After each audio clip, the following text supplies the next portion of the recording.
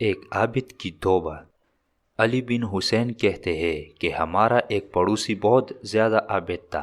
ایک مرتبہ اس کے گھر والوں اور پڑوسیوں نے متفق ہو کر اسے کہا کہ شادی کر لے، تو اس نے ایک باندی خرید لی۔ یہ باندی گانا گایا کرتی تھی اور عابد کو یہ بات معلوم نہ تھی۔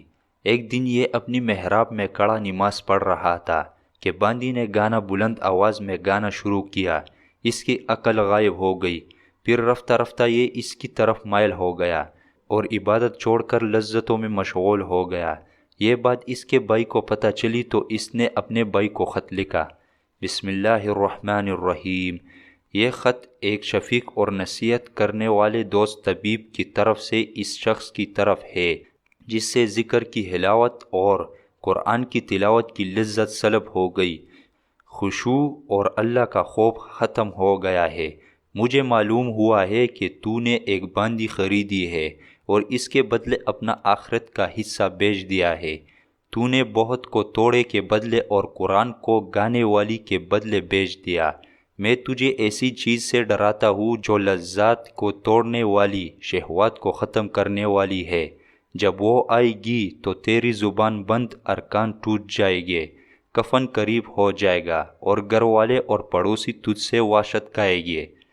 میں تجھے اس آواز سے ڈراتا ہوں کہ جب بادشاہ جبار جل جلالہ کی ہیبت سے لوگ گھٹنوں کے بل گر جائیں گے۔ میرے بھائی، میں تجھے اللہ کے غصے سے ڈراتا ہوں۔ پھر اس نے یہ خط لپیٹ کر اس کے پاس بھیج دیا۔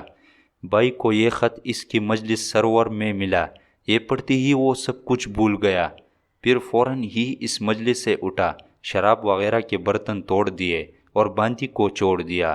پھر قسم کھائی آئندہ نہ کھانا کھائے گا اور نہ نیند کے لیے ٹیک لگائے گا۔ نصیحت کرنے والے بھائی نے اسے موت کے 3 دن بعد خواب میں دیکھا اور پوچھا کہ تیرے ساتھ اللہ نے کیا معاملہ کیا؟